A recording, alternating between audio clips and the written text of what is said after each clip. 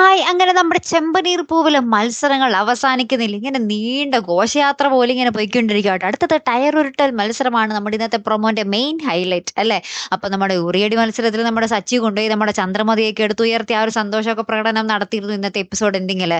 അപ്പൊ ഇന്നത്തെ ആ ഒരു ടയർ ഉരുട്ടൽ മത്സരത്തിൽ നമ്മുടെ അച്ഛന്റെ രവീന്ദ്രന്റെ ടീമാട്ടോ വിജയിക്കുന്നത്. അപ്പൊ രവീന്ദ്രൻ ഭയങ്കരമായിട്ട് കൈയടിച്ച് ആ ഒരു ആഹ്ലാദമൊക്കെ കാണിക്കുന്നുണ്ട്. പക്ഷെ ആരാണ് വിജയിപ്പിച്ചത് എന്നുള്ളൊരു കാര്യം മിക്കവാറും നമ്മുടെ രേവതി തന്നെ ആയിരിക്കും. നമ്മുടെ സച്ചിൻ രേവതിയും തന്നെ അല്ലേ സൂപ്പർ അല്ലേ? അപ്പൊ എന്തായാലും നമുക്ക് കാത്തിരുന്ന് കാണാട്ടോ. അങ്ങനത്തെ ഒരു അടിപൊളി രംഗങ്ങൾ തന്നെയായിരുന്നു കേട്ടോ കൂട്ടുകാരൻ നമുക്ക് ഇന്നത്തെ ആ ഒരു പ്രൊമോയിൽ കാണുവാൻ സാധിച്ച കാഴ്ച.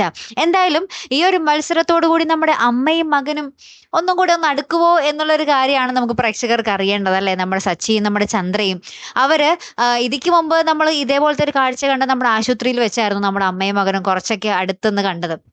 അപ്പൊ ആ മത്സരത്തിൽ നമ്മുടെ അച്ചമ്മയുടെ ബുദ്ധിപരമായിട്ടുള്ള ഒരു നീക്കം കാരണം കേട്ടോ, അല്ലെങ്കിൽ വീണ്ടും ശത്രുക്കളെ പോലെ തന്നെ നിന്നാണ്. ഇപ്പൊ നമ്മുടെ സച്ചിയെ നമ്മുടെ മനഃപൂർവ്വം നമ്മുടെ ചന്ദ്രമതിയുടെ ആ ഒരു ഗ്രൂപ്പിൽ കൊണ്ട് ഇട്ട കാരണം നമ്മുടെ ചന്ദ്രമതിയും നമ്മുടെ സച്ചിയും കുറച്ചുകൂടെ ഒന്ന് അടുത്തുനിന്ന് ഇതാവുന്നു അല്ലേ? അപ്പൊ എന്തായാലും നമുക്ക് കാണാൻ നമുക്ക് പ്രേക്ഷകർക്ക് നല്ല രസമുണ്ട്. എന്തായാലും കാത്തിരുന്ന് കാണാം അല്ലേ? അപ്പൊ അടുത്തൊരു വീഡിയോ വരുന്നത് വരയ്ക്കും ഗുഡ് ബൈ.